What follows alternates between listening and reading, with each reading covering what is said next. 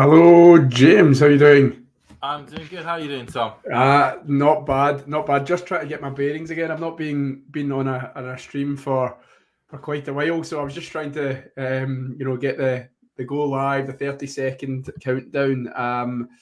But yeah, all good, all good. I was watching parts of you this morning, doing the Shelton match. How did you get on, and how did you find the match? I decided to do the morning shift as it as it would be over here. It was.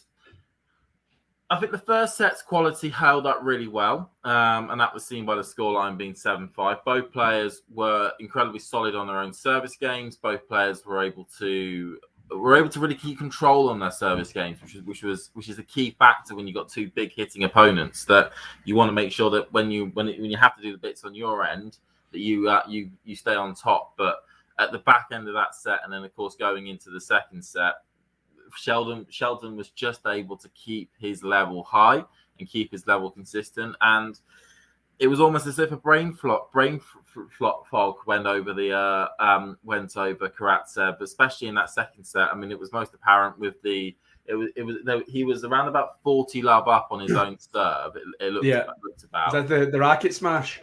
The racket smash, and then he ended up losing 4 points in a row, and on the foot, he lost 5 points in a row because he got broken on that service game.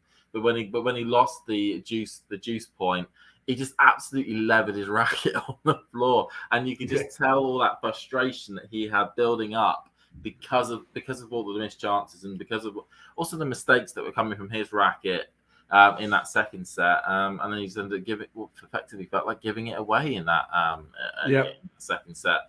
But absolutely fantastic performance from Ben.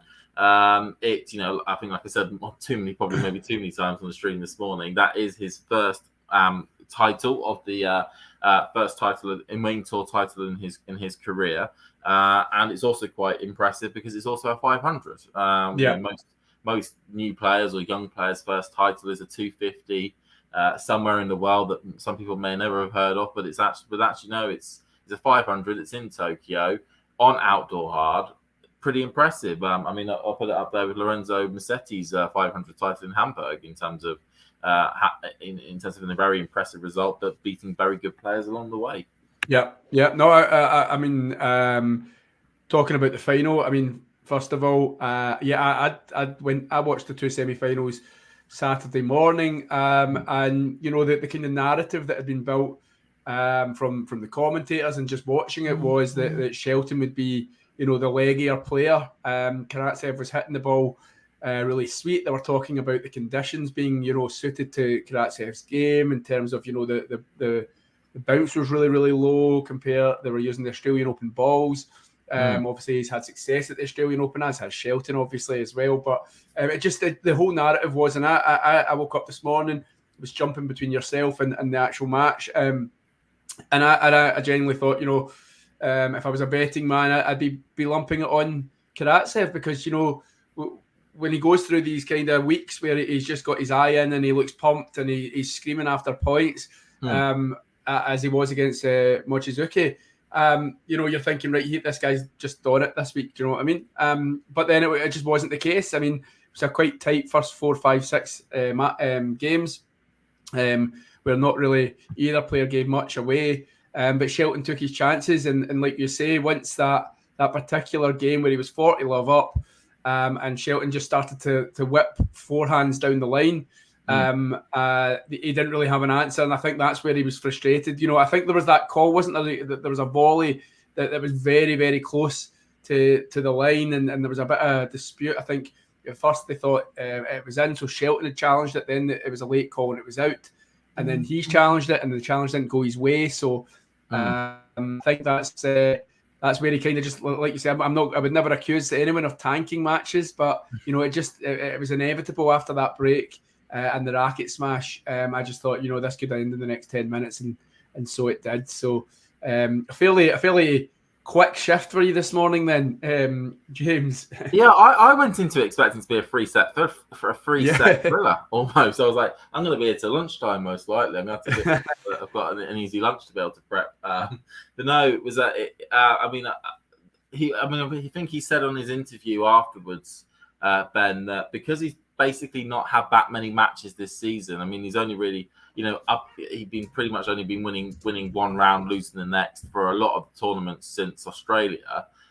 But until the point in which Australia, US, and then Shanghai were the only tournaments in which he's won back-to-back matches up until Beijing, up until Tokyo.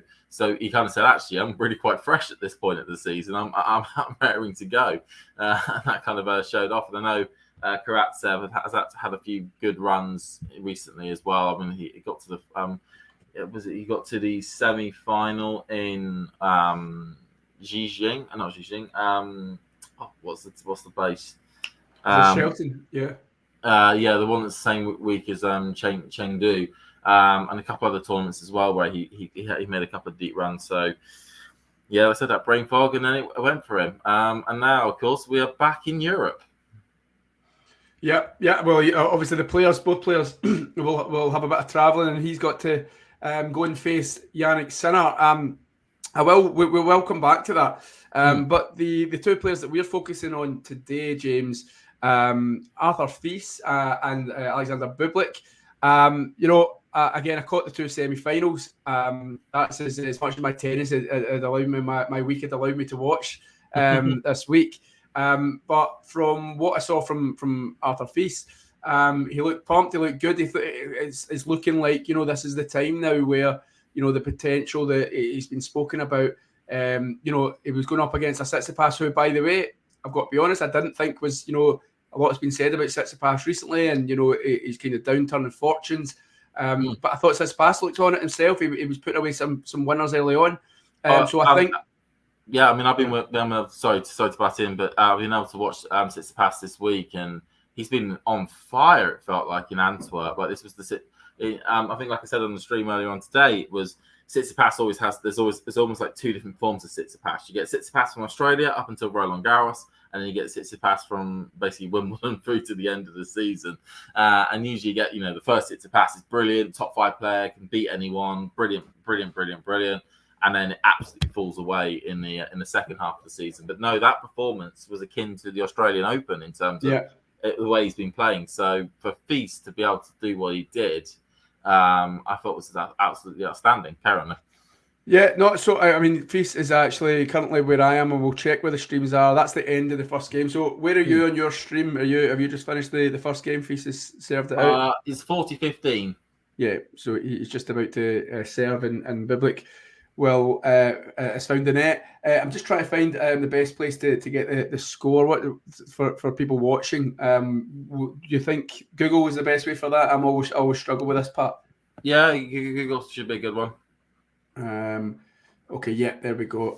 So I will zoom in here, and then I will try and share my screen. Talking about Arthur Fils, then. So tell me about him. Tell me for anyone kind of just tuning in and finding out about Arthur Fils. Obviously, he's had a title already on clay in Lyon.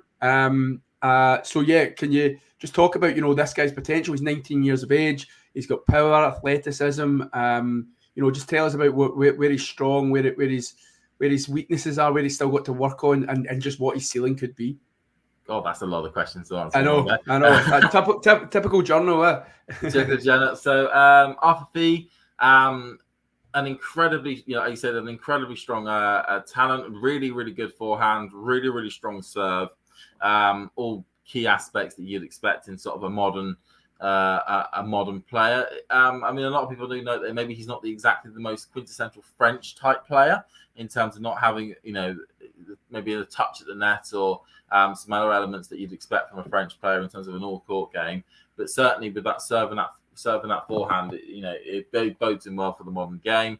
The first time in which I think I've seen Fils play was in Montpellier when he received, I believe it was a wild card into the Montpellier 250. That was at the start of the year, and he got himself to the semi-finals there. And ever since then has really sort of rocketed on from there. Really strong performances. I think he did a couple in terms of like Rotterdam, Marseille as well at the start of the year, and then of course the big one being the title that he managed to pick up in his home country in Lyon just before the French Open. But of course, Fils is making good waves on the tour. I mean, for the sake of the fact that he's the fourth seed here, at Antwerp, it just bodes very well for that. Yeah, and a first meeting between these two players, so we're kind of going into the unknown, and we'll touch on the matchup in general for this one. But I will give you, I know we're kind of in the midst of it already, but I will ask you for your prediction. I've got an idea where I think this will go, but I just wondered what yours would be, James. I'm going to go V's in 2. Okay, right. That's helpful, because I'm going to go Bublik, and there's a couple of reasons why. I was looking at a couple of the stats from the week in Antwerp, just in anticipation of us two coming on this, and Bublik is ahead in loads of the stats. All right, so I'll just kind of give you guys and the people watching some of the stats. First serve points won. He was the most out of the 28 players here at the European Open. He won 90. He's won 90% of his first serve points, 100 out of 111.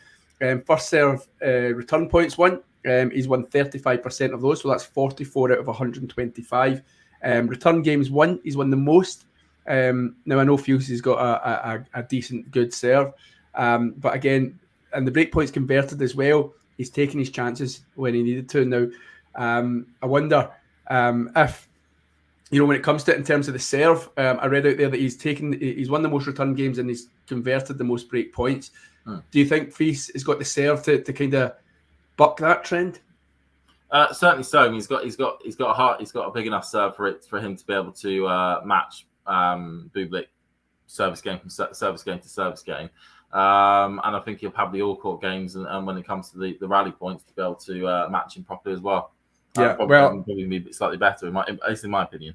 And that's what we're all here for, opinions. In terms of the match, we're at 1-1 at the moment, as you can see on the screen. I'm a little ahead, so I'll maybe try and catch up to the next changeover. I'll try and catch. I've got 30 love at the moment. Yeah, so do I. Yeah. I must have been on Tennis TV. I went on Tennis TV. That must be a little bit more further behind than Prime Video. Yeah. So and I was going to say, moved over to Prime.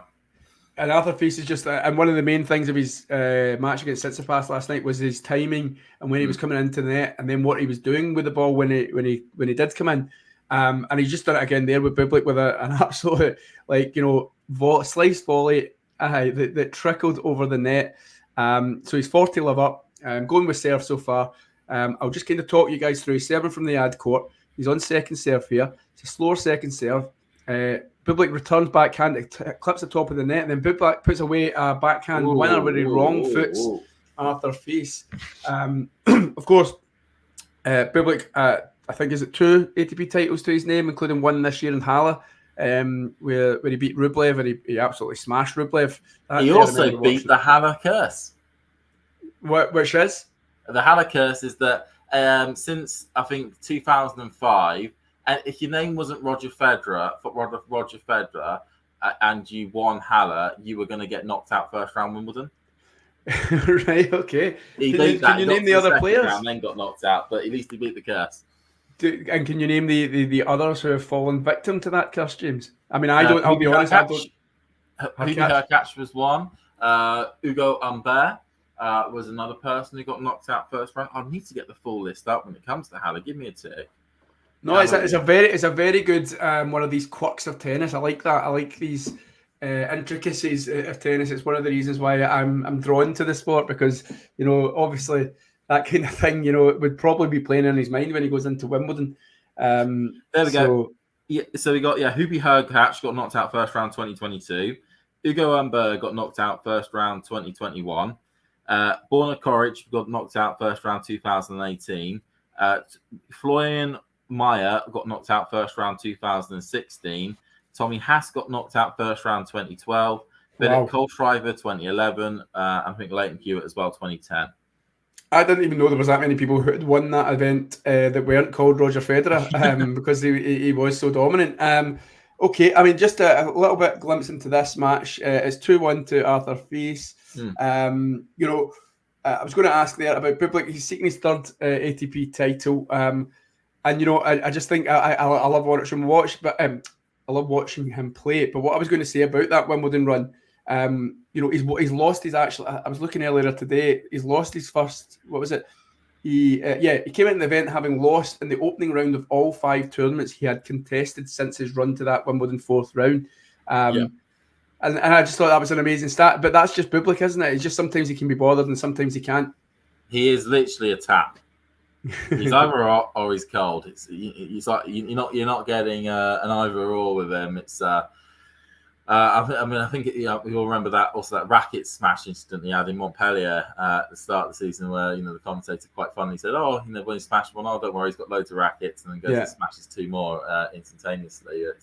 It's he's very much a bit like Ben Shelton, had a bit of a stop-start season when it comes to results. He'll have a tournament in which he's like a Haller, where he'll go and win the thing quite out of the blue, and then he'll have a tournament where he'll lose to somebody ranked 200 in the world quite bizarrely. I think the most bizarrest match I saw was the team first round match at the US Open, where he did just look like he completely tanked it at points, and it was a bit of a shame to see, because when he's on, he is on. I mean, I remember he's had some absolute epics. I remember the big one with Murray, Indian Wells this year, I think it was, where where you kind of expect, where he played absolutely out of his skin, especially on the points which Murray had break points, and it really frustrated Andy on that match. Yeah, it did. But he's a 2-6 record at tour finals, and obviously Haller, and then Montpellier, where he's beaten Rublev, and Montpellier was in 2022 where he beat Zverev. He's 40-15 at the moment. It's 1-2 the score on the Google is catching up a bit somehow. But he's just served another race. Jeez, he's locked in. Yeah, he wants this title. They both do. So this is a Bublik who we know that isn't going to. I think he's maybe hot today. Hot or cold analogy earlier.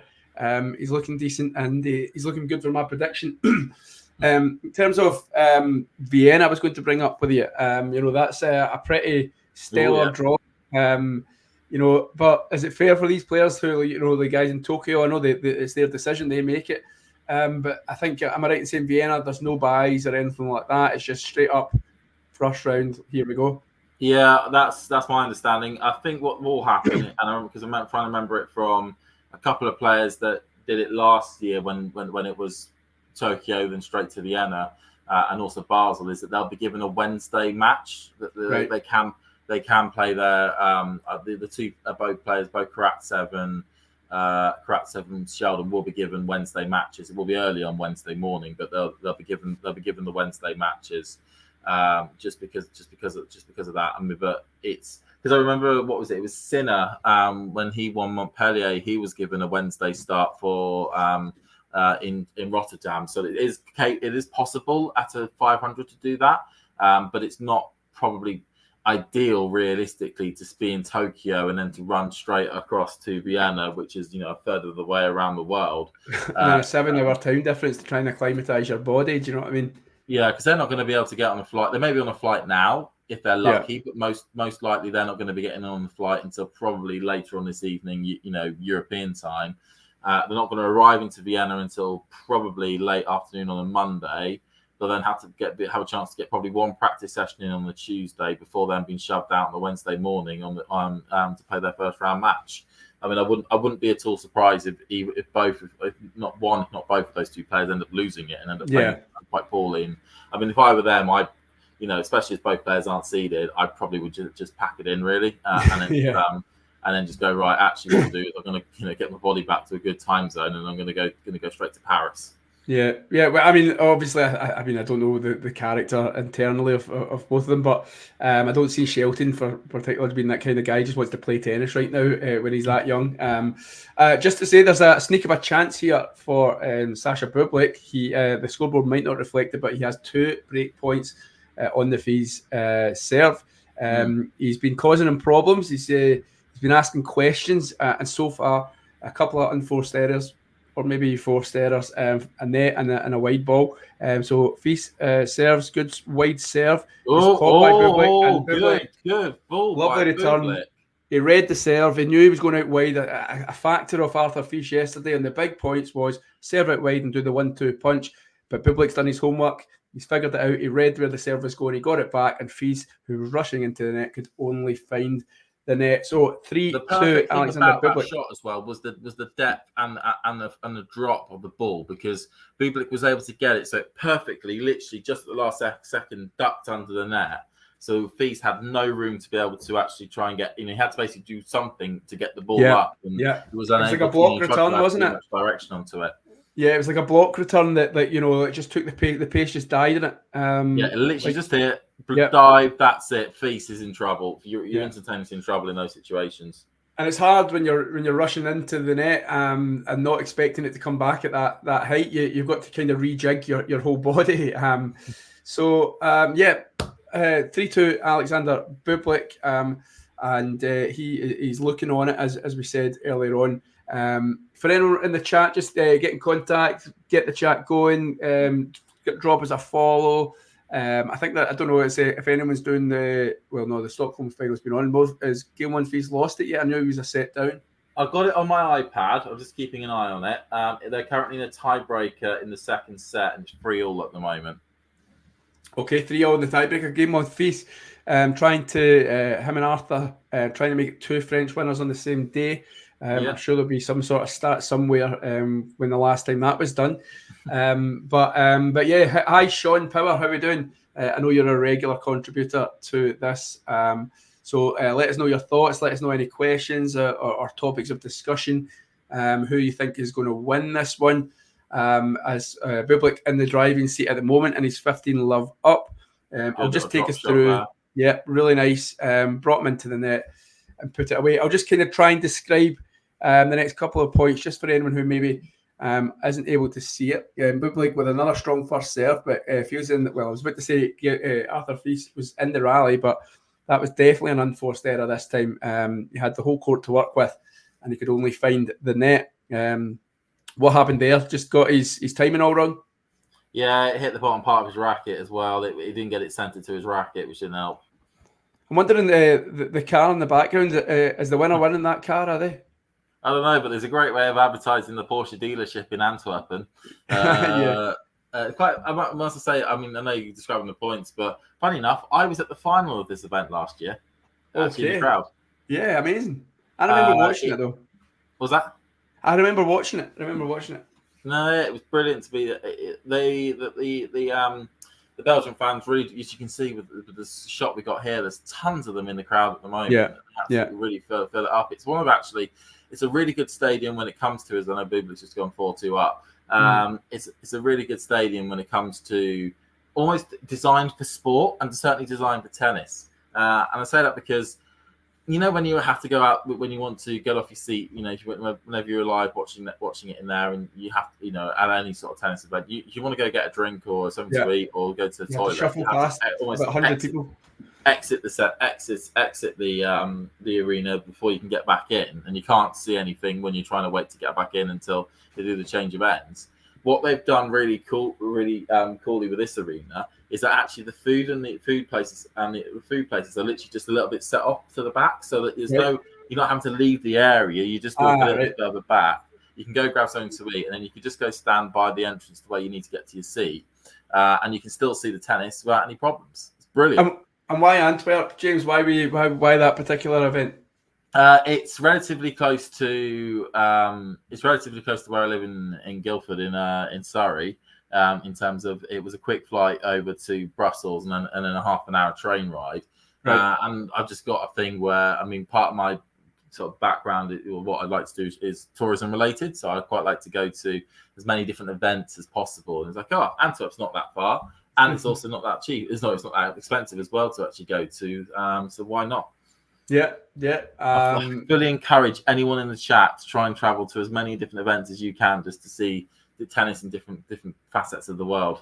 Well, that's my plan over the next couple of years. Actually, is doing a bit of saving right now, and then, like you say, I've got my eye on Rotterdam next year. I think I'm going to try and take Rotterdam, and then I was actually even talking to my missus about trying Dubai, and I would go and try and either do a press pass and work it, or and then she can have a holiday or not. So They're the two that I've penciled in so far. But No, yeah, I think Rotterdam. I'm looking. I wanted you to buy at one point as well, just because the Emirates tend to do quite good like package deals to be able to get there, and they have, funny enough, the hotel that's literally 2 minutes away from the actual tennis venue on their sort of Emirates holiday list.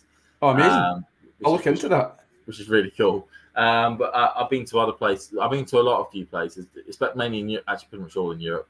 Like I said, I've been to Antwerp. I went to the Paris Masters last year. That was a really cool experience. That would have been good. Did you go to the final? I went to the quarterfinal and saw Djokovic absolutely destroy Musetti. It was like, well, this is I remember that. Yeah. I was like, it would have been a good final. That whole final. I went to the next gen finals in Milan. When they were there, that was a really good experience, especially to see like the different type of court and to watch a different type of tennis scoring system and whatnot. And then Marseille was another one I've gone to on a couple of occasions. That's relatively quite cheap to get on the plane, and also the Monte Carlo Masters, which is that one's perfect because it happens around about the Easter holidays. Flights to Nice are very cheap, and you can stay in Nice very cheap, and then just get the train across to Monte Carlo. It's actually one of the, bizarrely, it's one of the most, for an event with a name of Monte Carlo and what you expect in terms of expense and luxury, it's actually one of the most accessible tournaments you could possibly get to. I will need to tap into more of this knowledge from you, James, because you're giving me little tips like go to Nice, and I'm thinking about Montpellier as well. I forgot to say that at the end of January. I was thinking about Montpellier. That's good. I've looked into that. The tennis venue is literally right by the airport. Right. Okay. You don't necessarily go into the centre of Montpellier for that one. You kind of can stay in the airport at the area around the airport, but that is certainly an option. Lyon's tends to be quite cheap to fly to as well, because I know there was two events. I went to one event there, went to the WTA 250. That was the indoor one. They had one of the worst seats I probably have ever sat on. They're like Victorian metal seats. That sheet metal. I was like, how is this still existing? But then I know that they've got, maybe only for one more year, the Lyon 250 event. That's also quite easy to get to. I've also fancied Madrid. I've always that's been my I've always had a soft spot for Madrid for whatever reason. Yeah, I mean, I have a bit of a bone to pick with Madrid in terms of the way it lays out its stadium. Yeah, I've heard good and bad things about it. I've heard it can be very cold, actually, believe it or not. It can be cold, but the main issue I got is the amount of corporate boxes and where they're located. Yeah, the squares. I understand you need corporate boxes. I fully do, to try and turn a profit in some parts, and also to appease sponsors. But when the entirety of your lower section is only corporate boxes, not until you get a third of the way up do you actually get to normal seats. I think you kill the atmosphere of the event instantaneously. Because more often than not, and we've seen it plenty of times at plenty of events. Miami's one of the worst for this when it comes to their centre court. Is that nobody sat there, and when they are sat there, they were stone silent as anything. When like major points are taking place, I think those events that really prioritise having fans right at the centre or right at the front of the stadium, something like almost Indian Wales-esque, where you have normal fans that can access literally from row one up until halfway up the stadium, and then have the corporate boxes as a ring in the middle. That to me makes perfect sense, because those corporate boxes then tend to be a little bit better. You can have an indoor part to it as well, and all that lovely, shenanigans when it comes to that. But it means that normal fans can really provide the atmosphere and make it look like a great event that people want to go to. Yeah. You do have a little bone to pick with. No, you have a good tennis traveling knowledge. So definitely one that I'm going to pick up on again. Pretty of a fist pump in the air right now, and it was because they had a bit of a slog of a rally. He was into the net. Yeah. Bublik tried to lob him. It didn't come off. But Bublik a wee bit of trouble here. 15-30. He's just served it out though. Strong first serve. That's one way of getting out of trouble. Just bang down an unreturnable. Yeah, I was going to ask you about the Antwerp camera angle. Is it just me that's got an issue with it? You can hardly see the back court. Yeah, it's really low. It's one of the lowest camera angles I think I've seen. I mean, of course, you see camera angles that are lower than that on Challenger court circuits, but they've got it incredibly low. I don't think it was this low last year. No, I definitely. I mean, I can remember turning. Like I say, I only really caught up with the semi-finals from yesterday. And I was like, this must be like one sometimes where they change the angle to see it Yeah. from the. I was like, this must be changing soon, and then it didn't. Yeah, it's So like that lower angle that we get to see yeah, how the ball, the height of the ball at the net. It's brilliant for a couple of points. Be like, okay, back to normal angle now, please. yeah. But yeah, it's too low. I don't know what happened. It's ridiculously low, actually. Especially for a main tour event. Like if this was a challenger circuit, then I go like, fair enough. The fact that you can watch it is a positive. Well, Feast had a break point there, but again, another strong first serve. It was returned by Arthur Feast, but Bublik put it away with a forehand. I just wanted to touch on Sean Power is telling us something we kind of briefly discussed in terms of being hot and cold, Bublik. Is there an element of he can't concentrate like this for the full match and he might, let Feast back in at some point? I suspect that could happen. It's you don't know what mood he's going to be in from point to point. I mean, at the moment, it's just hit second. I was going to say, was that a second serve ace? That was a second serve ace.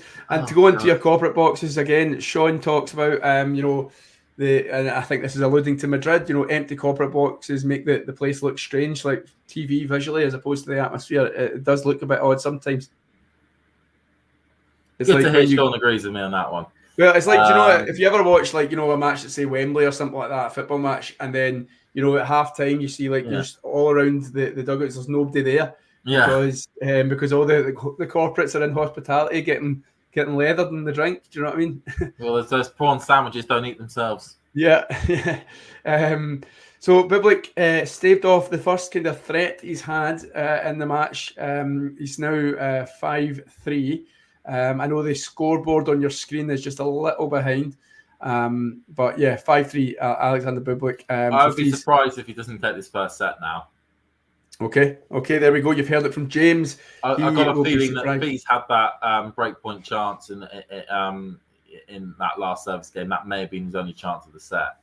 But I could be wrong. Bublik could have a meltdown, but... Well, I mean, I was going to say Sport and Politics was on earlier on saying maybe this was a step too far for Arthur Feast.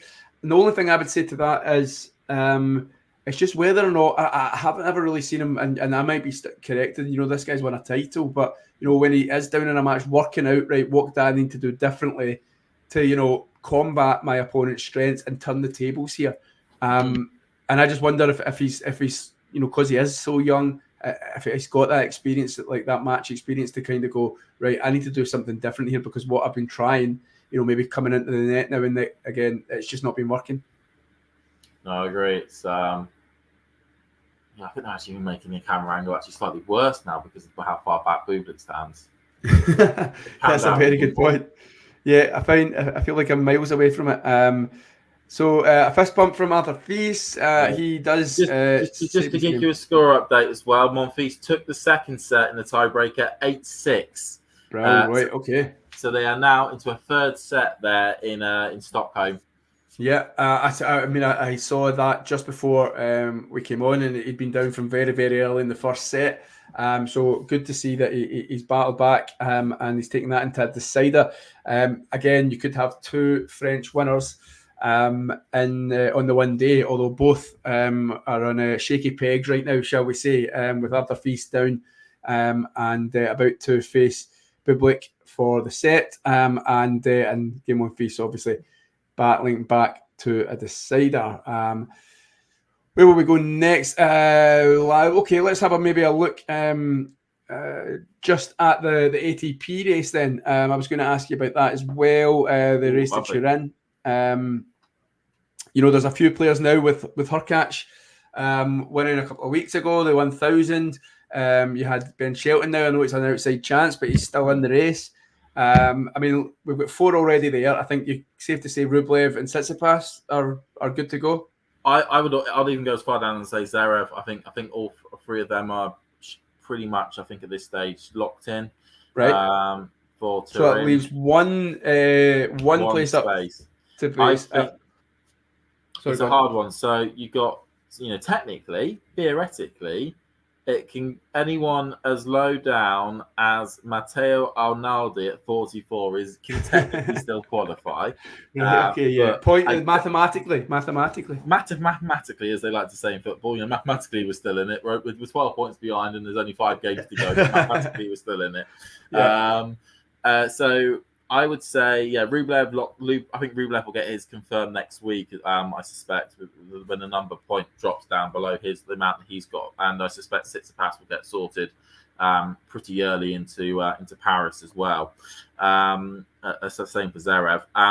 Because we've got Rune on 3-1 or 3,110, Fritz on 3,010, Rude on 2,815, and Hurkacz on 2,775. Now, we shouldn't discredit Paul, de Minaur, or Sheldon, especially Sheldon, given the amount of form he's showing at the moment. But it would require them probably one of those three to probably have to win the Paris Masters to actually be in contention. So we kind of theoretically have to take them out of the equation. Looking at it, I would probably say I don't fancy Rune. I don't. Because he's injured. He's clearly something's wrong with him. Injured and no form yet. Injured and no form. So I would not want to back him in this situation. Fritz is doing a Fritz at the moment. Rune is the only indoor hard court he can actually play on is, funny enough, the Turin surface because he's at altitude.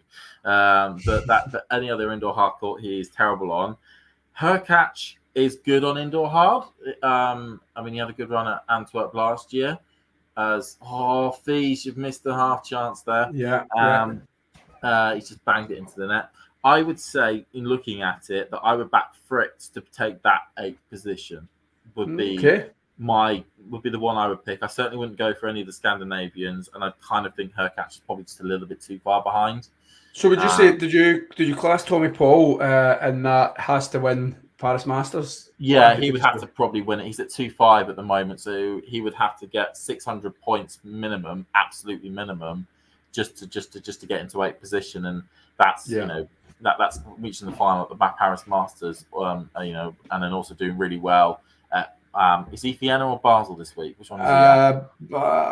Good. You put me on the spot now, but I was under the impression it was. I thought it was Basel, but one of the two. You'd have to win one of these, either win one of these 500s or at least get to the final of them.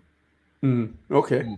That you make a good argument. So Taylor Fritz, we're thinking then. I think Taylor's too good on indoor hard not to at least pick up like maybe 90 points in Basel, then maybe 180 in Paris, and then that being enough to get him over the line. It should actually tell me. Where does it tell me? Who are we talking about there? Tommy Paul's Vienna. Vienna 32. And Taylor Fritz is Basel. Holger Rune Basel, Fritz Basel, Casper Ruud Basel, Hurkacz Basel, Tommy Paul Vienna, de Minaur Basel, and then from down there from 14 to Nicholas Jarry in 19, all the guys. It's actually quite funny how many of them that are ranked, 8, 9, 10, and 11 are chosen to go to Basel. Yeah. I mean, it's they're all playing for points no matter where they are. So who's number 1 seed in Vienna? Then that'll be Medvedev, won't it? Number 1 seed. Medvedev. Let me just get it up because I've got my. So that's not telling me that Holger Rune would be the number 1 seed for Basel, then, would it? It would be. Yeah, Holger Rune is the number 1 seed for Basel, followed by Ruud as the 2nd seed, 3rd seed Fritz, 4th seed Hurkacz, 5th seed de Minaur, 6th seed a wild card in Felix Auger-Aliassime, 7th seed Nicholas Jarry, and an 8th seed Sebastian Korda. Okay, well, we have briefly. We'll just jump into the tennis here. Bublik set point, and he's just served it with an ace. So that's 1 set to love. 6-4 Alexander Bublik. It only took the 1 break of serve. As far as I can remember, Arthur Feast, unless I missed one, only had 1 break back point. I may stand corrected. He may have maybe grabbed one there when we were chatting about the race. I don't know. No, he had a chance to get a break, to get 2 break points, but he had 15-30 and he put it in the net. Yeah. Okay. So 1 set to love. Will we see a different Arthur Feast in the 2nd set? As we touched on, Vienna, pretty stellar lineup. Is there any particular match? And again, I'm maybe putting you on the spot now, James.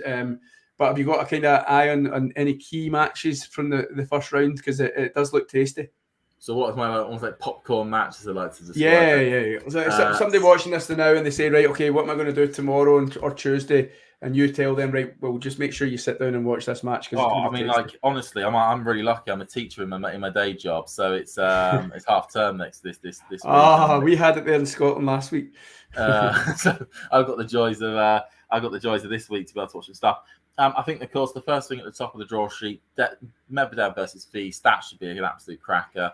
First round match. Also, Dimitrov versus Musetti, that will be a cracker. Going down, Tsitsipas versus Team, that could be interesting. Team being at home. And Tsitsipas they've had a few meetings recently, them too. Going down even further, Zverev versus Offner. Offner's in really good form at the moment, so that can make that match quite interesting. And then also, Tiafoe Evans, that will be a cracker. That Evans knows how to beat Tiafoe, and Tiafoe's is in no form at the moment, so there could be an upset on the card there. And then you got Monfils, who playing Altmaier, that'd be interesting. Same for McDonald versus Cerundolo, and then the big one being Sheldon versus Sinner. Is there any match that isn't a tasty one there? They're all absolutely stacked. It's stacked in every single quarter. I'm looking forward to any of them there for Vienna. I'm also looking forward to the Basel list as well. That they've got some crackers in the first round there as well. It's honestly, it's. I think next year I need to remember that the Vienna Basel draws are always packed, and make sure that I can maybe try and go to either one of those two. My plan is to try and go to. Basel, unfortunately, being Switzerland, is bloody expensive to actually to actually get tickets for and stay in. But certainly the Vienna one, I'm interested in going at one point. Especially when I want to try out this their pay-to-go stadium, which is the second court. What does that mean? Like you just pay in the day when you turn up? You turn up and you pay for the amount of hours you want to watch it for. So if you want to only go, say you've got after work, it's 5 o'clock and you want to go watch some tennis, you can go and buy a 4-hour ticket and then watch whatever's available there for 4 hours before the end. So is that? But it's by the hour. So if you're in a match and your time is running out and the match is like coming into the deciding tiebreak, I think you can top it up somewhere. Cool. If you're really into a match, but I think the whole purpose of it is to try and make tennis a little bit more accessible and not more easy to get to, which is a good idea. Just rock up to this court and pay for a 6-hour ticket or something, and then you can go in and watch tennis for 6 hours, because tennis is, of course, that one of those rare sports up there with golf almost that you don't know actually when it's going to finish. When it's going to start, but one day it could finish at 5 o'clock in the afternoon and everything could be done and shut up. And then as Bublik's got there's a racket going. Oh yeah, he's not happy with racket that. going. Just give it. We'll come back to the Vienna chat, but Arthur Fils has just lost his serve. And he wasn't too happy about it as well. He's allowed to be. And I believe he's just done a Karatsev and just absolutely destroyed. He's melted. Wow. He's gone. So he'll have a code violation for that. But it's just not going his way. It's not been his afternoon so far. Bublik a set and a break to the good.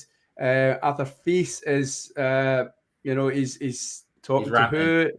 Is he ranting to his box? I think he's at his box. Like I was saying, sorry about the pay-as-you-go court. And they're very good in Vienna as well at making sure that they put singles matches on that court on like the Wednesday as well, and also a bit on the Thursday, to make sure that it isn't just usable for the first couple of days, and then everything's then back on the big centre court after that. It actually is. They are designing it so that more. That's it. I mean, that could be taken on board for if it works. It could be taken on board by other events, because I think that's a really good, really intuitive idea. Like you say, I found it funny when you said tennis and golf. It's one of these are the sports that you just don't know when they're going to finish. My partner, when I say, I'm going to go and do the tennis stream today, she goes, well, when's it going to finish? And I'm like, I've got no idea. And she went, what do you mean? And I'm watching the set this morning, and I went, well, look at this set. It's 42 minutes. So how am I meant to know when the set finishes? Do you know what I mean? And then she said, oh, but you did a stream a couple of weeks ago. And I said, that was the ATP Weekly. So basically that was only an hour long. And she was like, I just don't get any of this. She just walked away. Yeah, it's I mean, I remember I had a colleague at work that really likes rugby. Was saying about she watched 6 matches over the weekend. It was some to do with like the Rugby World Cup and some to do with some of the league matches. And she was like adding up how many hours that would have got to, and I was like, well, that could possibly be 2 tennis matches worth of thing that I could watch, or it could be 5, depending on how well those how long those matches actually go.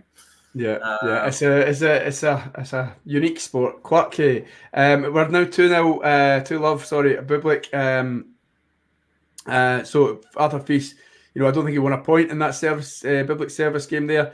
He definitely 1 point had. He was up the net. He had all the time in the court, and he pushed it long, and just like gave his box, the death stare, as we say. I was going to ask you about. Sorry, go on. Oh, go. I was just going to say Tops's comment there. This would save Bublik's miserable season. I mean, I would argue it's not been that terrible. Obviously, like we touched on, there's been some early defeats recently since Wimbledon, but he does have a title to his name. If he was just this, if this was the last match that Alexander Bublik was to win in 2023, which could well be the case, would you say it's been a disappointing or miserable season as Tops describes? Not really. Just because it would get him back into the world's top 30, and that generally is where he stays. Yeah. Around about 30 off in the world.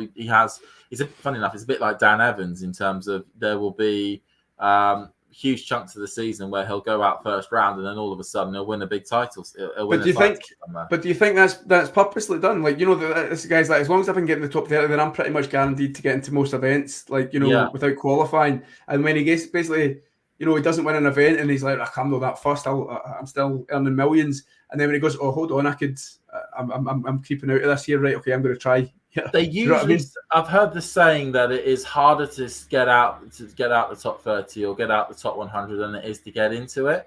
Yeah, because the events. Yeah, just because of the way the draws are made. Yeah, you're in the top 30.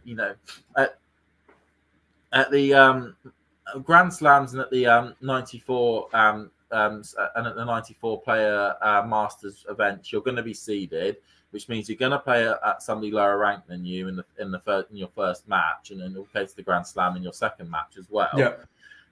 It also means that, you said you can get to the 500 events in which somebody outside the world's top 50 may not be able to get into without having to go through qualifying. And then generally, it also means that the majority of the 250s, you're going to be seeded for them as well. So you're going to be able to get to at least to the quarterfinals without having to play anyone below you. It's all, I hate to use the word, but it's pretty cushy if you're a top 30 player in terms of what you're able to achieve there. And also, generally, you get access to bigger and better courts than if you were somebody ranked outside the world's top 100 playing someone ranked, in the world, somebody's ranked like 44. Unless you're Holger in the US Open. In which case you're going to get shoved out to the car park courts whether you're like or not Holger. Just to touch on that, I mean, I was going to ask you, I think if let me double check, but I think if Arthur Feast was to win this today, which is obviously not looking too likely, but would he be inside the top 35? Arthur Feast, let me find him. He would go to 34. 34, right. And that for somebody who started outside the world's top 250 at the start of the year, I was going to ask you, is there anyone else on tour who has made such a rise as Arthur Feast this year? This year, I don't think I can remember. I mean, when we look at percentages of increases, there probably has been somebody who started at 1,000 is currently like 200 or something. But the only player I can think of would be Christopher Eubanks. Could be a similar name as somebody who's risen high, or maybe Yuri Lehechka. I'm just looking at the list there. I mean, Manarino's had a really good season. In terms of where he started from. But generally, looking at it, the top 100 is kind of the same top 100 that we kind of started with at the start of the season. Right. Okay. Good. Right. I don't know what that tells you about the state of tennis, but we'll move on to Arthur Feast's. So he is now. It was 1-2. He's managed to get his composure back. I did have a little inkling of a fear it was going to maybe be like your final this morning, James, in terms of the final set being a pretty quick deal, but Arthur Feast, will fight, he will battle on. Do Do you think he'll have, as somebody who's been to Antwerp, obviously the French connection with Belgium and France, would you think he'll have the majority of the crowd there? Well, maybe not, because it's the part of Belgium which is more Dutch than anything else. Right. Okay. It's usually the Antwerp sits in the north of Belgium, which straddles the Dutch border, and they've got a big Flemish population. So a lot of the language is very Flemish based. It's only when you're in the sort of Brussels and southern part of Belgium that you get the French language popping up a fair bit, and like I said, more of the French connection. But I expect, they're very fair. The fans in Antwerp, they'll want a match. That paid good money for a final ticket. They don't want it to be over in an hour, and that could be right.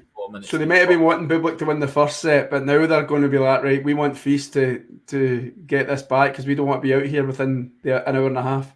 No, they paid money expecting to leave it around that probably 7 o'clock their time, not 5:30 their time or whatnot.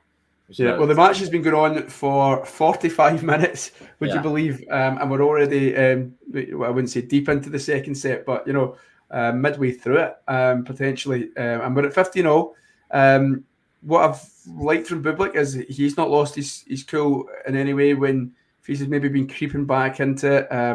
Usually when Bublik does, lose that composure, that's when the game goes as well.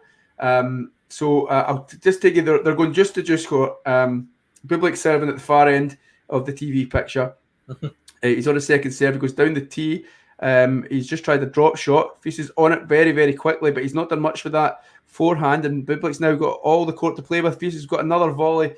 Arthur Feast will be angry with himself there. It wasn't the best drop shot by Bublik. He did have a lot of time. He probably didn't either execute it or choose the right option. Let me just see in the replay.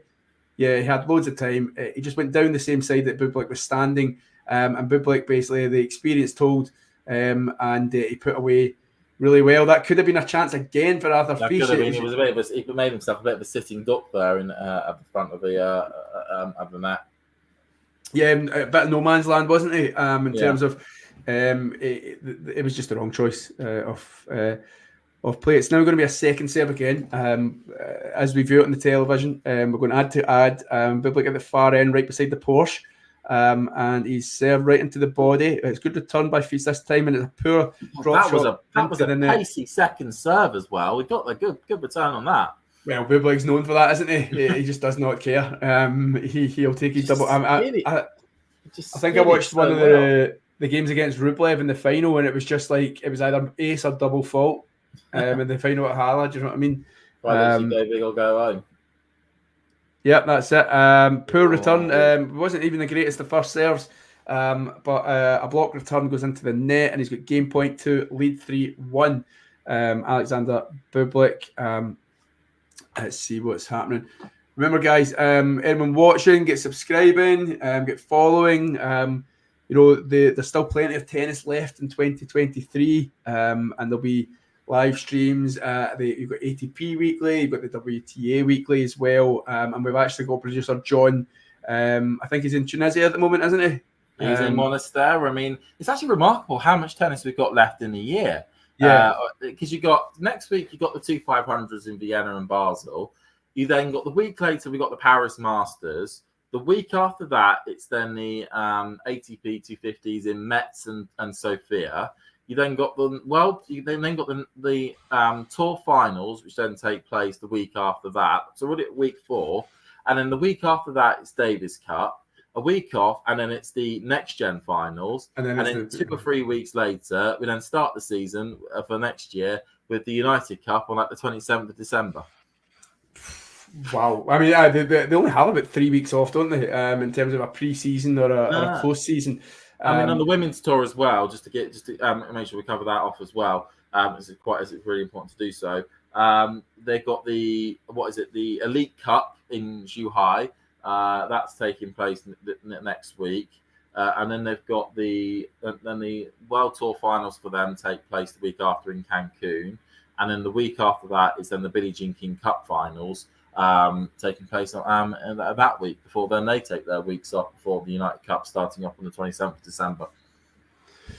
Yeah, plenty of tennis for tennis fans and people getting into tennis. I mean, I always do. I'll be honest. The US Open, I always get a bit of a slump, to myself. Like after the first couple of weeks after the US Open, you're just thinking tennis is done for a while.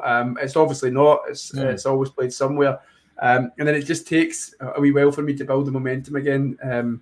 In terms of going, right, these are the big events coming up, because you're always working towards something. Do you know what I mean? Like, the clay court swing happens and you're working towards the French, and maybe not as much.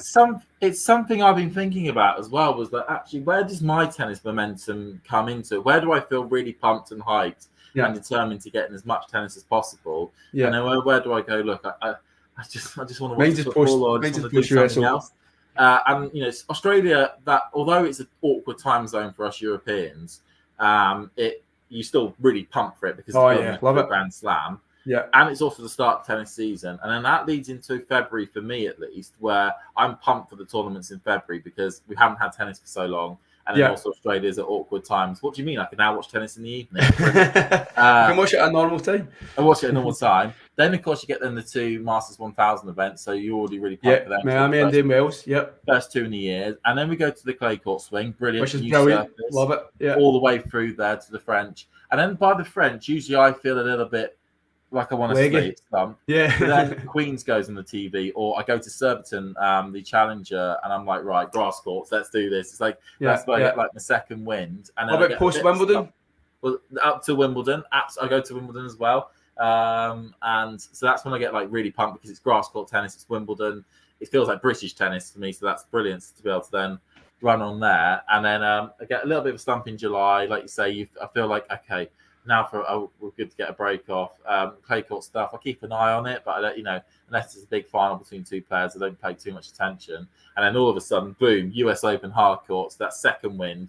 And then, like you say, the China swing. I think it also partly because of the times that the matches were taking place. It was like, I've now slumped now, but now I feel a bit like, right, we've only got a few weeks left of the tennis season. This is where I've got get my third wind almost, and this is where I really want to enjoy being in Europe again. I think I start getting out for the US, for the build up to the US Open. Am I right? Does it go Washington, Atlanta, or Atlanta, Washington? Atlanta, Washington. Right, and then that's Atlanta. I'll keep an eye on it. Washington, I'll watch it, and then obviously you build up. You have the Montreal or Toronto, and then you Cincinnati. And it'll be disappointing. I mean, I know they're talking about maybe changing that kind of format from Cincinnati. I don't know if that's been confirmed yet, but that was the chat a few weeks ago. Yeah, there is Charlotte as part of that part of the new strategy of the ATP, and also now being coupled in with the WTA as well, with the Masters 1000 events. This year will be the last year of both Cincinnati and also Canada being 1 week Masters events. They will be moving in 2025 to the 2 week system, or at least a 12-day system. And it's also coinciding with the fact that Atlanta and Newport are being taken off the calendar by looks of 2025, which is designed to shorten that period from the end of Wimbledon through to the first hard court event afterwards. So the clay, so that mini Central European clay court swing, that is going to get cut from 3 weeks down to 2. And they're going to get those tournaments out of the way pretty quickly. So unless you really are a clay court specialist, you're not going to want to do it. And also the reports are as well that Hamburg is going to get moved to the week before the French Open. Yeah, I heard that. Yeah. So there's only going to be a couple of 4 250s over the course of 2 weeks taking place in that period of the calendar. So unless you really are a clay court specialist, there's not going to be absolutely no need for you to go to it. So just to say that there's a sniffier chance here, but both players are probably one of the longest rallies of the match. It's a great rally as well. Smashed by Fils. Bublik gets it. We're still going up the line by Bublik forehand. That one looked long, but they're still playing.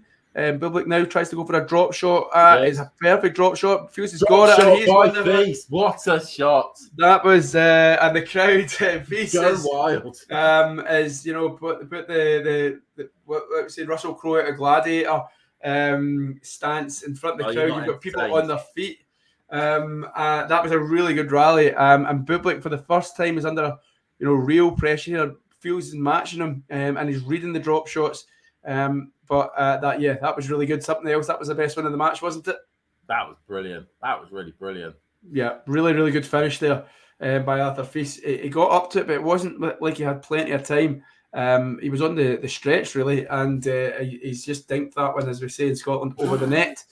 And you might be able to tell from James's reaction there, Bublik has just served an ace. And, you wouldn't be surprised if you maybe got another ace or even a double fault. There's points where if you support a player that can do that in terms of those aces, then you love it. Like I know when I watch Jack Draper, I love it when he can hit an ace or an unreturnable. But as a neutral, just one that wants to watch a few rallies in a tennis match, it's like, oh, for Pete's sake. Oh, so he's hit the net. He's hit the net on his first serve there. As I said to you, you're either going to get an ace or a double fault here. What we're going to get? Double fault. Oh, 2 points. Two so we've got points. 2 break-back points for Arthur Fils. Really, he's got the crowd on his side, definitely, at this point.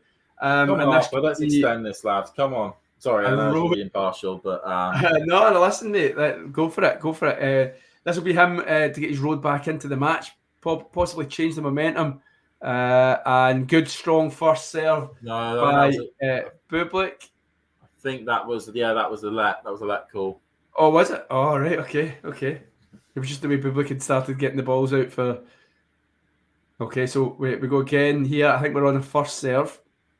He served an ace, is it? Yeah. Yes. See, it's so hard sometimes when you don't have the commentary or the sound. You're not sure. Okay, so you have to judge their body language just to see what's happening. Okay, second break point. What's going to happen? Oh, he's went mid-net. That didn't even have a chance of getting over it. What's going to happen now? I think he's going to do another first serve. Well, he serves into the body. And Fils puts it right back into the net. The momentum was shifted. That was a chance.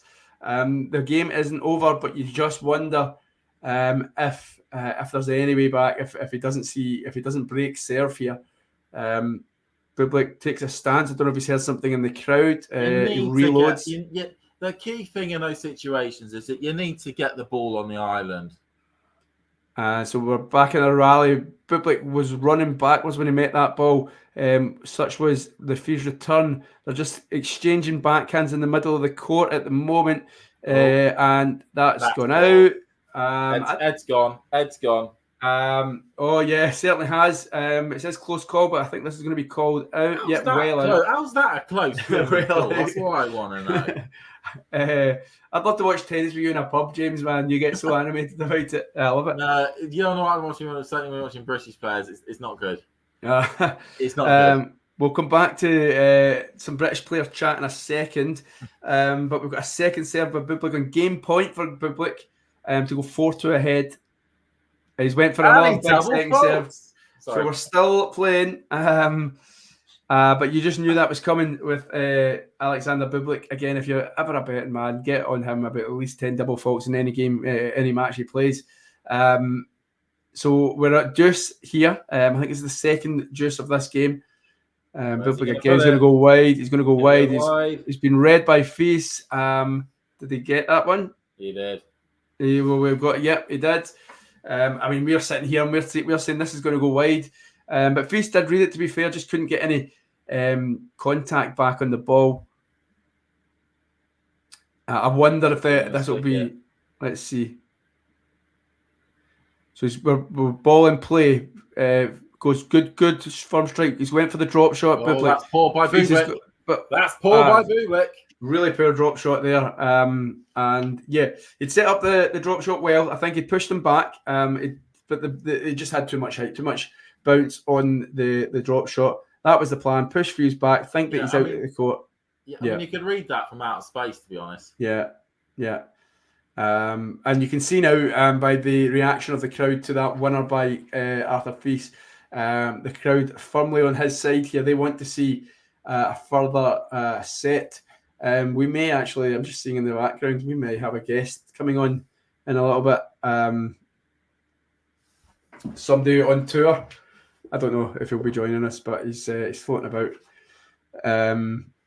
We'll just give you a score update from Stockholm. Yep. At the moment, Monfils is about to go out and serve for it. He's 5-2 up in the third set. Wow. Gilmore and He face. looks absolutely knackered, but he's about to go out and serve for it. To be honest, he always looks absolutely knackered these days, just because he puts so much into these matches. But I think it'd be his first title since Adelaide in 2022. Wow. Yeah. Bublik did see out that game, and he's 4-2 ahead, which means, and I just wonder, I didn't want to say it before the game was out, but I just wonder if that's just going to completely pop the Arthur Feast bubble, and if we might just see a break of serve here. I don't want to be Dr. Death for him. I know that you're rooting for him, James, but I just wonder. I'm rooting for the fans, and the fans want more, and the fans certainly want more tennis, and so do we. Listen, they'll go to their pubs and they'll drink some nice Belgian beer, I'm sure. Some of the best lager and beer on you can get. So yeah, Arthur Feast now. So we're going Deuce first point. It's in play. And it's wide by Bublik. Was it? Okay. I think Bublik knew that as soon as he had left his racket. He was I wasn't finding the court.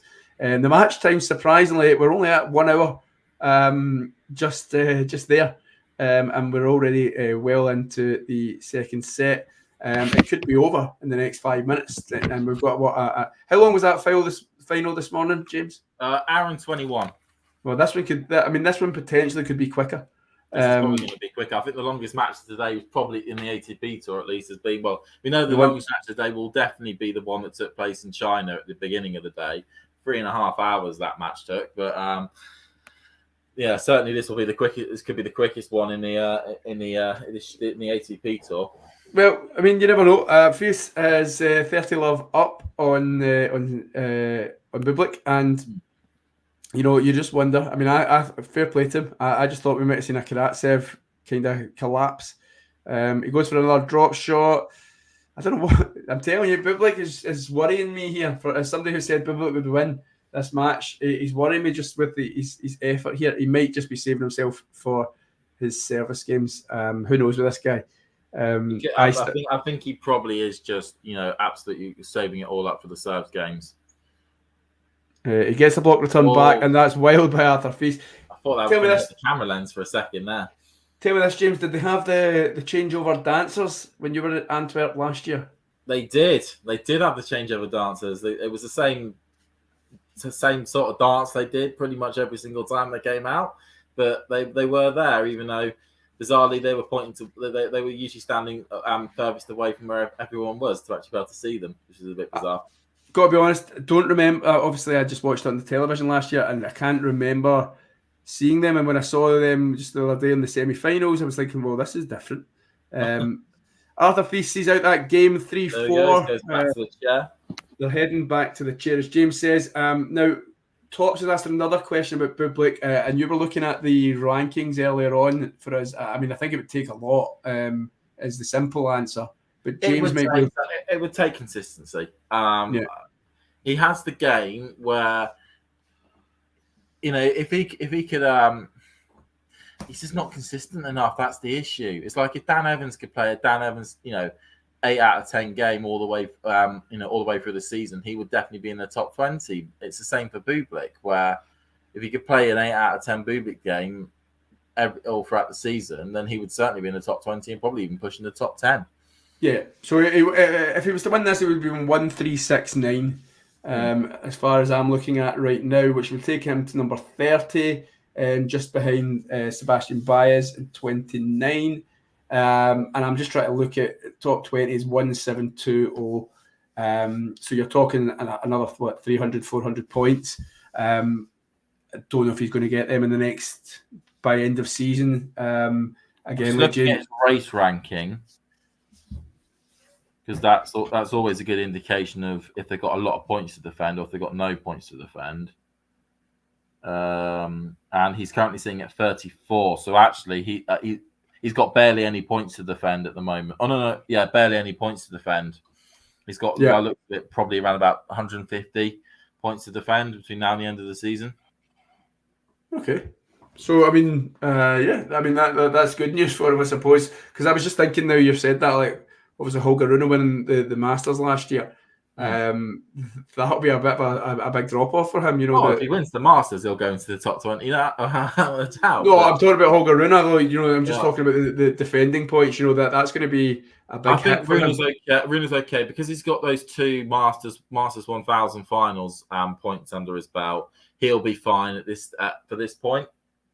The issues are going to come in the clay court season if he's unable to defend the clay court points that he's accumulated. Like you said, he's got the 250 in Munich that he's got to defend again. As Bublik hits the net there, he's got the 250 points in Munich that he's got to defend again, and he's got the 2 Masters 1000 finals as well. So that's 1,200 points there. And I believe as well he got to, what was it? Was it the fourth round of the quarterfinals in the French Open? We're still talking about Holger Rune? Yeah. Yeah, and then I think was the quarterfinals in Wimbledon as well, or I think it was the quarterfinals. So he's got 360 points there and 360 points at Wimbledon, along with 180 points at Queens because he got to the semi-finals at Queens. So yeah, that's the point in the season in which he'll have to start worrying about if his form doesn't pick up at the beginning of the next season. I think and also he's got fourth round Australia. I think he'll be all right. You know the appointment of Boris Becker. He's having a great job trying to get Boris into the UK because at the moment he's not allowed in. So just have to advise him. The season is going to be a fun one. Yeah, I'll just be advising him on the phone. Bublik 40-15 now. Again, Feast. Bublik tried a drop shot. It's been the story of the match. Bublik, some of his drop shots have come out, but most of them haven't. Let's be honest. And Arthur Feast just hasn't been able to take advantage. He's just been making the wrong choices, and he's done so again, and he's now 4-5, 3-5. I was right, 3-5 behind, and serving to stay in this final. Just let you know, the Monfils failed to serve it out in his first. So it's now 5-3, but he's still got another chance to serve it out. Oh, so he was a double breakup, was he? He was a double breakup, so he's used up his cushion. Okay. Well, that was what Marcus Giron earlier in the week. Oh, that was heartbreaking for Marcus. That was difficult to watch, wasn't it? Good rally ongoing right now. Great. That was the shot. Wow. That was it. Bublik's shot of the match there. A forehand, was it a backhand down the line? But it was just right on the money. And he's love 15. He's 3 points away from his 3rd career title, 2nd of the season. But yeah, that was just hit to perfection, wasn't it? Yeah, tops. By the way, he probably does have a chance. It's just how many points how he does in those tournaments is going to be key. There are a lot of parts of the season in which Bublik has no points to defend, but as we've seen, he can shove in absolutely terrible performances at those parts of the season. So it's down to form really. If he's consistent, he could do it. If he's not consistent, he won't do it.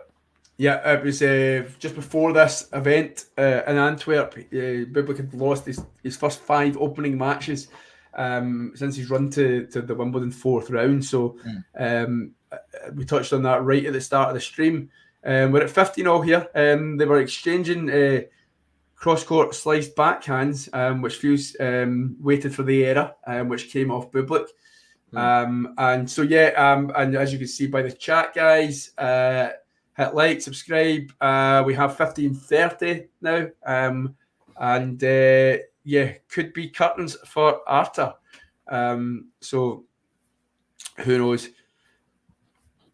This could be what we're on now time-wise, because we said it was an hour 20 earlier on today. Hour 7 at the moment. Oh God, it's going to be the quickest one yet. An hour 10-minute final. These Antwerpians will not be happy. So second serve, Arthur Feast. As Monfils also has 2 match points on his opponent's serve at the moment. Okay, good news for the French. Good news for Arthur Feast, who Bublik finds a net after a strong forehand into the corner by the Frenchman. But Bublik again, he's looking on it, and he's waiting for the return. And the return did not come because Arthur Feast has found the net. Don't double fault, Arthur. Do not please double fault. James can't watch. Well, I just seen Monfils has won the title in Stockholm. Yay! Go on, Gail. Go on, Gail. Oh, jeez! Now that was something from Bublik. Okay, just That was a anyone magician's trick. Look here, anyone look who's there. not I'll send it where you don't expect it. anyone who's not managed to see that on their TV, they were exchanging backhands, and it was a whipped forehand, which was found by the volley of Feast, but a pick up by Bublik, and it just wrong foots Arthur Feast. He couldn't get back round to get it as he approached the net, and he has a championship point. Good first serve. Wow, that is what you do. Arthur Feast shuts that down instantaneously. Basically does what Alexander Bublik has been doing to him most of the second set. Any big points, and he just took him out with his serve. So we're on juice now, 3-5. Arthur Feast's main objective is to get to the sit down. I think it's a sit down next, is it? Yeah, be a sit down next if he can do that. Get himself on the chair. Get himself on the chair, and for the right reasons. Make sure that he's still going to be standing up for another at least one game of tennis. I think we've got a second serve here. He throws it awful high, Arthur Feast, doesn't he? Wow, second serve, ace. What a hit. Yeah, who am I to complain? I was just saying he throws it awful high, and yeah, it was right on the money, that one, right down the line, down the tee, and good second serve ace. I think they've each had a second serve ace in this match now. So he's got game point, serving better, serves another good one. Oh, that's wild. Oh, no, it's dropped. So we're backhand, sliced. Oh, and into the net by Feast, and he's absolutely chuffed. He's chuffed with that one. A big cry from Arthur Feast. Bublik will still have it, the ball in his racket to win this Antwerp title. But yeah, Arthur Feast showed some cojones for staying in that one. He was a match or a championship point down. But he is on the chair now, and he will have at least one more game of tennis left in him. Let's see what happens. I mean, the pressure's now going to be on. Yeah, but as soon as Bublik hit that attempted the drop shot, he pretty much knew. You could see by the demeanour of Bublik, he was just like, "No, I'm not done it." No. And so two different demeanours. Like, if Arthur Feast pumped, ready to go, fist bumping his box this time, and happiness rather than the arguments of the racket smash earlier on in this set. The guys at Antwerp still fully packed. You've got one sole guy going for it, not caring. He's given us a bit of a dance. There is no dancers on court, just that guy in the stands. But here we go. Okay, so Bublik serving for the final game. The Antwerp. Well, could be the final game, James. We could be going on. Arthur Feast hasn't broken all match, but he has been getting closer in the last few games. So let's see what happens. Sasha Bublik always goes wide with that first serve, and he's tried to go with the 1-2. That one looked wild. That was on the line though with that one from Bublik. It was the 1-2, pushed him wide of the serve, tried to go to the other corner with the backhand. It was I don't think he actually hit that right, if I'm being honest. It looked a bit wild, but luckily for him it dropped in, and he's 1.15 love. Another first serve in. Can only find the tip of the Feast racket, and it's 30 love. 2 points away now. Is there any way back now for Arthur Feast? He's been hanging on in there. He's been behind most of the match after Bublik broke quite early in the first set. And he's down the tee this time. It's hit is that left? Clip the tape. Yeah. 2 points away. Beat Rublev to win the Hala title. Beats Zverev last year. Is it Montpellier he won? Montpellier on the pink court. On the pink court. So first serve goes into the net. I think he's going to fire another first serve. I think so. He likes to entertain Bublik. Likes to win his style. He's went into the corner. And it's a double fault. It's a double fault, yeah. Arthur Feast is still, at least for fans, Arthur Feast still believes. Do you still believe? He's given it the old wag of the racket to his box. Bit of gamemanship, bit of mindfulness.